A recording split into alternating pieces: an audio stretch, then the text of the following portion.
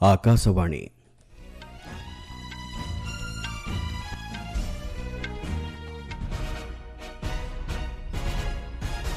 संवाद पढ़ुछंती चंदन घोष। मुख्य संवाद राष्ट्रपति भवन रे आरंभ होइतिबा विविधता का अमृत महोत्सव को जनसाधारण परिदर्शन करिपारिबे आजिठारु। उत्तराखंड गस्तरे जिबे आज प्रधानमंत्री। भारत जापान व्यावसायिक सहयोग कमिटीर 48तम जुग्म बैठक आज अनुष्ठित होब नुआदिल्ली रे। ट्रंप प्रशासन का विभिन्न निष्पत्ति भारत पर अनुकूल परिवेश सृष्टि करिछि कहिले वैदेशिक व्यापार मंत्री। आईसीसी चैंपियंस ट्रॉफी क्रिकेट प्रतियोगितार फाइनल रे न्यूजीलैंड को भेटिबो भारत। नुआदिल्ली स्थित राष्ट्रपति भवन रे गतकाली ठारू आरंभ होइतिबा विविधता का अमृत महोत्सव आजिठारु जनसाधारण को लागि दिन 10टारू राति 8टा पर्यंत खोला रहिबो। राष्ट्रपति द्रौपदी मुर्मू गतकाली यार उद्घाटन करिसेंति। आसंता 9 तारिख पर्यंत चलिबाकु थिबा एही महोत्सव रे देशर विभिन्न अंचलर सांस्कृतिक परंपरा तथा विविध ऐतिह्यर प्रदर्शन कराजिबो। एहा फଳରେ राष्ट्रपति भवन सांस्कृतिक विनिमयर केन्द्रबिंदु होई परिबा सहित भारतर जीवंत ऐतिह्यगुड़िक देशवासी निकटतर करा जाई परिबो बोली राष्ट्रपति मतव्यक्त करिसेंति।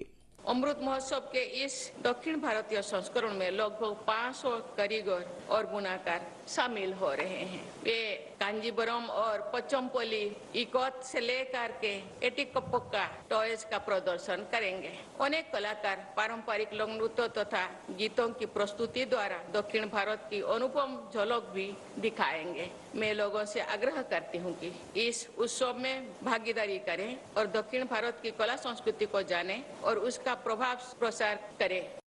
प्रधानमंत्री नरेंद्र मोदी आज उत्तराखंड गस्तरे जिबे। से मुकआठारे मां गंगा को दर्शन करी पूजार्चना करिवार कार्यसूची रही। एही अवसर में श्री मोदी हार्सिल ठारे ट्रेक और बाइक रैली को पताका देखाई शुभारंभ करने सहित साधारण सभारे जोगदेवे। चलित वर्ष उत्तराखंड सरकार शीत पर्यटन कार्यक्रम आरंभ करिसेंति। एही उपलक्षे गंगोत्री, जमुनेत्री, केदारनाथ एवं बद्रीनाथ ठारे होउथिबा कार्यक्रम को अनेक श्रद्धालु परिदर्शन करिसेंति। धार्मिक पर्यटन को प्रसार करने सहित स्थानीय अर्थनीति पर्यटन व्यवसाय को त्वरान्वित करने एही कार्यक्रमर लक्ष्य बोली कहुछि। केंद्र कैबिनेट गतकाली नैथिबा निष्पत्ति गुड़िक प्रधानमंत्री नरेंद्र मोदी प्रशंसा करिसेंति। सामाजिक गणमाध्यम ए संपर्क में पोस्ट करी श्री मोदी कहते उत्तराखंड में 2टी नूतन रोपवे कार्यकारी करने लगी नियाଯାଇଥିବା निष्पत्ति द्वारा केवल श्रद्धालुंकर समय संचय हेब नहीं बरं यह यात्रा को अधिक सुगम करिबो। सेहिभଳି संशोधित प्राणीधन स्वास्थ्य एवं रोग नियंत्रण कार्यक्रम प्रस्ताव को मध्य कैबिनेट मंजूरी देइथिबा दृष्टिरू यह चाषी को समृद्ध करने सहित पशुमानकर स्वास्थ्य एवं उत्पादन क्षमता वृद्धि करिबो बोली श्री मोदी उल्लेख करिसेंति। भारत जापान व्यावसायिक सहयोग कमिटीर 48तम जुग्म बैठक आज नुआदिल्ली ठारे अनुष्ठित हेब। एथिरे जोगदेबाकू आसिथिबा टाट्सुओ यानुनासाक नेतृत्व में 17 जणिया प्रतिनिधि दल गतकाली प्रधानमंत्री नरेंद्र मोदी को भेटिचंती। ए अवसर में श्री यासुनागा आज बैठक में आलोचना हेबाकथिबा विभिन्न प्रसंग संपर्क में प्रधानमंत्री को अवगत कराइचंती। एही प्रसंगगुड़िक मध्य भारत में कम खर्च में उच्चमानर उत्पादन, मानव संबलर विकास एवं आदान प्रदान आदि प्रसंग अंतर्भुक्त बोली से कहिचंती।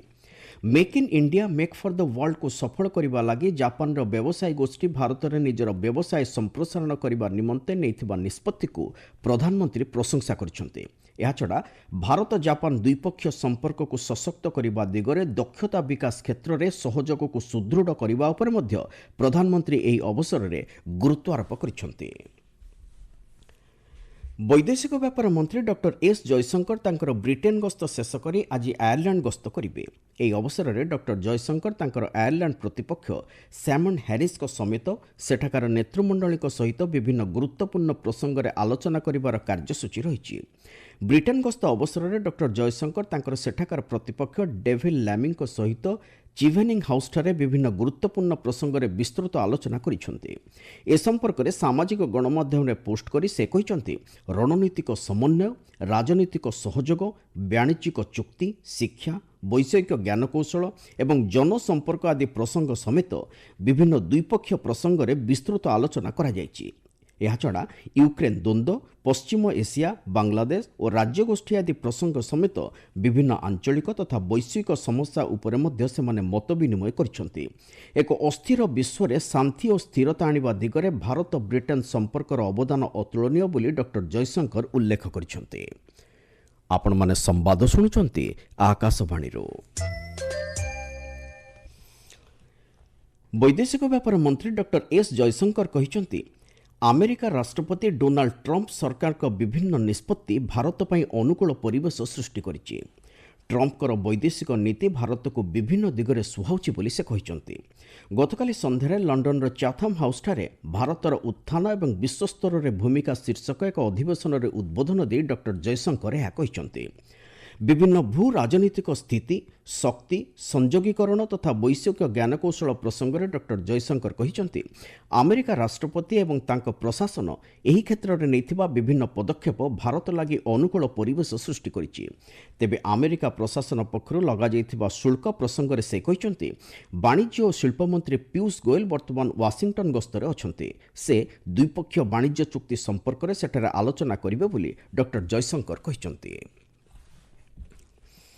ପାକିସ୍ତାନର ବାଲୁଚିସ୍ତାନ ପ୍ରଦେଶର ଏକ ଜନଗହଳି ଅଞ୍ଚଳରେ ଗତକାଲି ବିସ୍ଫୋରଣ ଘଟି 4 ଜଣଙ୍କର ମୃତ୍ୟୁ ହେବା ସହିତ ଅନ୍ୟ 5 ଜଣ ଆହତ ହୋଇଛନ୍ତି। ଖୋଜଦାରର ବରିଷ୍ଠ ପୁଲିସ ଅଧୀକ୍ଷକ ଜାଭେଦ ଜେହେରୀ ଏ ସମ୍ପର୍କରେ ଦେଇଥିବା ସୂଚନା ଅନୁଯାୟୀ ସ୍ଥାନୀୟ ନାଲବଜାରଠାରେ ଏକ ମୋଟର ବାଇକ୍ରେ ବିସ୍ଫୋରଣ ସାମଗ୍ରୀ ଖଞ୍ଜା ଯାଇଥିଲା। ଏଥିରେ କେତେକ ମୋଟରଯାନ ମଧ୍ୟ କ୍ଷତିଗ୍ରସ୍ତ ହୋଇଛି। ଏହି ବିସ୍ଫୋରଣ ଘଟଣାକୁ ବାଲୁଚିସ୍ତାନ ମୁଖ୍ୟମନ୍ତ୍ରୀ ମୀର ସରଫରାଜ ଭୁକ୍ଟି ଦୃଢ଼ ନିନ୍ଦା କରିବା ସହିତ ଆହତମାନଙ୍କୁ ଉପଯୁକ୍ତ ଚିକିତ୍ସା ଯୋଗାଇ ଦେବା ଲାଗି ସ୍ଥାନୀୟ ଅଧିକାରୀଙ୍କୁ ନିର୍ଦ୍ଦେଶ ଦେଇଛନ୍ତି। ଏସିଆର ସର୍ବବୃହତ ଭାଷା ମହୋତ୍ସବ ସାହିତ୍ୟୋତ୍ସବ ଆସନ୍ତାକାଲିଠାରୁ ନୂଆଦିଲ୍ଲୀର ରବୀନ୍ଦ୍ର ଭବନଠାରେ ଆରମ୍ଭ ହେବ।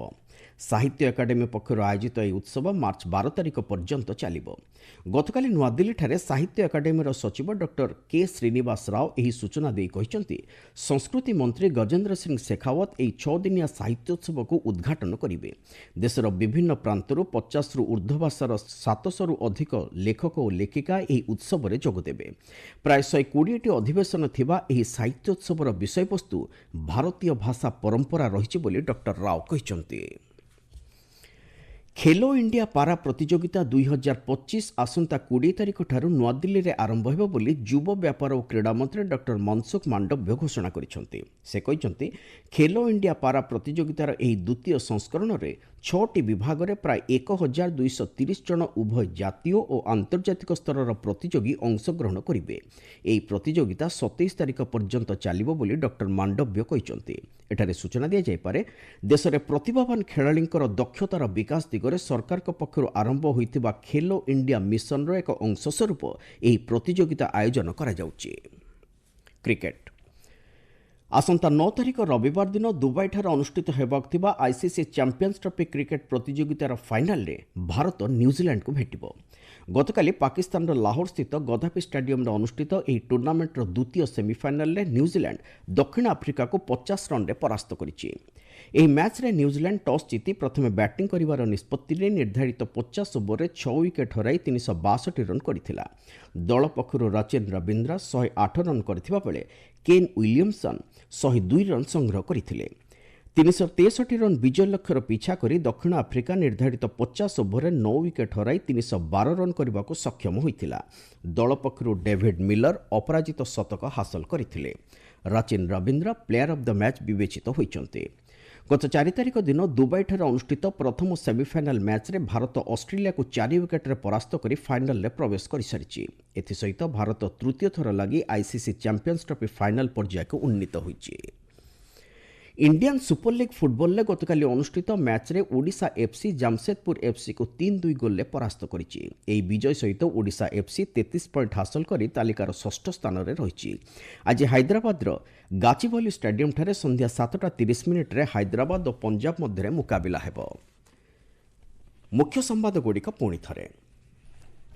ରାଷ୍ଟ୍ରପତି ଭବନରେ ଆରମ୍ଭ ହୋଇଥିବା ବିବିଧତା କା ଅମୃତ ମହୋତ୍ସବକୁ ଜନସାଧାରଣ ପରିଦର୍ଶନ କରିପାରିବେ ଆଜିଠାରୁ।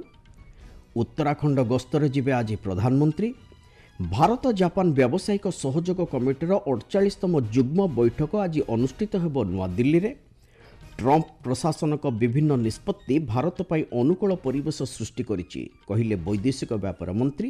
ଏବଂ आईसीसी चैंपियंस ट्रॉफी क्रिकेट प्रतियोगितार फाइनल में न्यूजीलैंड को भेटिबो भारत। संवाद शेष है। अधिक संवाद पाई आपण माने newsonair.gov.in वेबसाइट एवं न्यूज ऑन एयर ऐप रे लॉगिन करि परिबे।